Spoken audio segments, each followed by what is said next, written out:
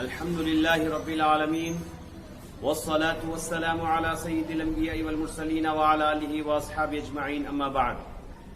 محترم ناظرین و سامعین، السلام علیکم ورحمۃ اللہ وبرکاتہ.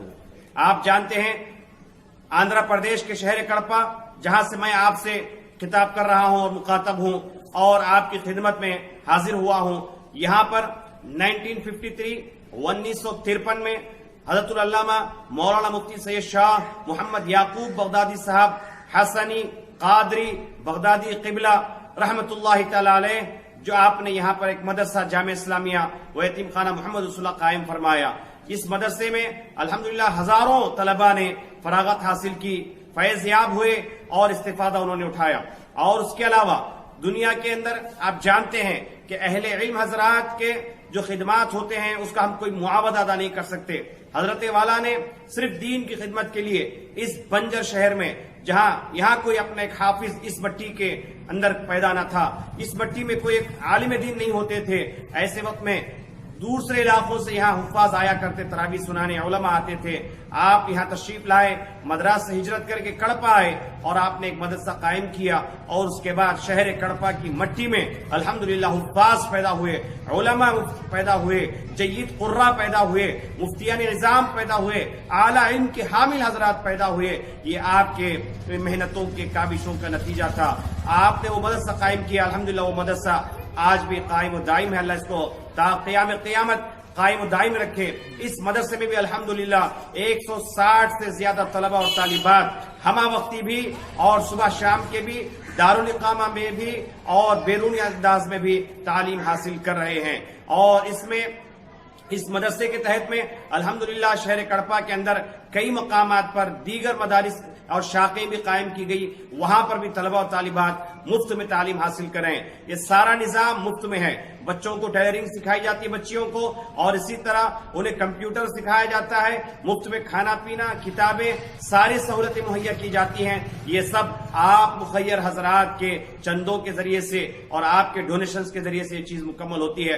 میں آپ سے گزارش کرتا ہوں کہ شہر کڑپا کے اس سب سے قدیم و عظیم ادارہ جامع اسلامیہ و یتیم خانہ محمد رسول اللہ شاہی پیٹ کڑپا، جس کو حضرت مولانا سید شاہ محمد یعقوب بغدادی صاحب قبلہ رحمۃ اللہ علیہ نے 1953 میں قائم فرمایا، اس ادارے کی دل کھول کر مدد فرمائیں اور اس ادارے کا تعاون کریں، اور تاکہ یہ ادارہ کہیں بند نہ ہو جائے.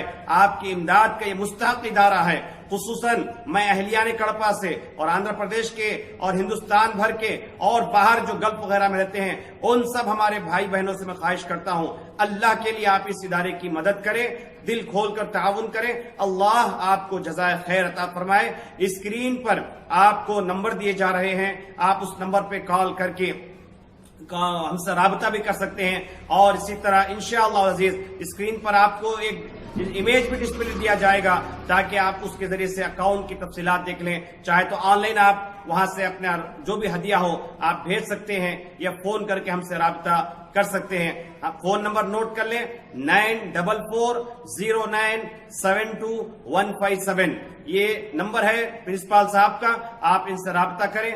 اللہ رب العالمین آپ کو ہم سب کچھ جزائے خیر عطا فرمائے.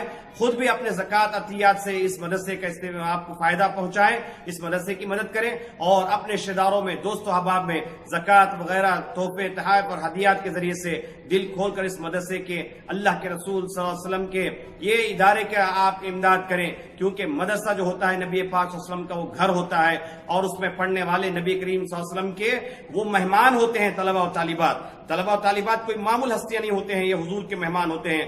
مہمانان رسول کی مدد کریں، اداروں کی مدد کریں. یاد رکھیے نبی پاک صلی اللہ علیہ وسلم نے ارشاد فرمایا کہ اللہ ایک شہر کو عذاب سے ہلاک کرنے کا ارادہ کر لیتا ہے، لیکن جب فرشتوں کو عذاب کے بھیجتا ہے تو اسی وقت میں پھر اللہ فرماتا ہے فرشتوں رک جاؤ اور اس شہر کو برباد مت کرو. تو فرشتے عرض کرتے مولا پہلے بھیجا عذاب دینے کے لیے، پھر ہمیں روک لیتا ہے، تیری حکمت کیا ہے؟ تو اللہ رب العالمین نے فرمایا میرے فرشتوں، جس وقت میں نے عذاب کو بھیجا تھا وہ تو عذاب کے لائق والا شہر تھا، اس شہر کو عذاب دے کر ہلاک کر دیا جانا تھا. لیکن وہی میں نے دیکھا کہ ایک بچہ میرا کلام پڑھ رہا تھا، اس بچے کا کلام پڑھنا مجھے اتنا پسند آ گیا کہ اس بچے کے کلام پڑھنے کی وجہ سے میں نے سارے شہر والوں سے عذاب کو ہٹانے کا میں نے فیصلہ فرما لیا ہے. تو مدرسے کے اندر بچے بچیاں، معصوم بچے بچیاں صبح شام فجر کے بعد اور دن بھر میں، پھر مغرب کے بعد، پھر عشاء کے بعد قرآن کی تلاوت، احادیث شریفہ اور دین کے مسئلے مسائل سیکھتے سکھاتے رہتے ہیں. یہ سلسلہ جاری و ساری رہتا ہے. تو یہ ہمارے لیے دین کے قلعے ہیں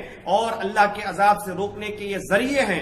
آپ ان ذریعوں کے اور ان قلعوں کی حفاظت کریں اور امداد کے ذریعے سے، تعاون کے ذریعے سے، آپ کے ڈونیشن اور ہیلپ کے ذریعے سے ان اداروں کو باقی رکھنے اور ترقی کرنے میں بھرپور ساتھ دیں.